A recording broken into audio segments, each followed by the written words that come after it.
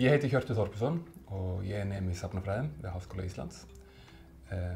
Ég er starfandi á safni og ákvað að taka nokkra kúrsa í safnafræðinni og ákvað að halda áfram.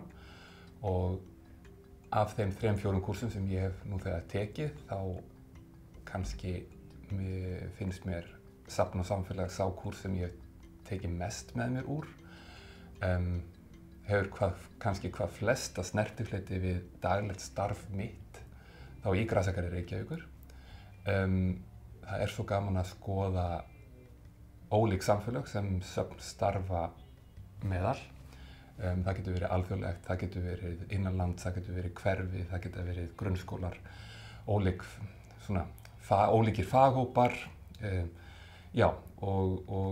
Og þessi kúrs hann opnaði dálítið augu mín og hjálpaði mér að greina þessa hópa og þarfir þeirra og kröfur.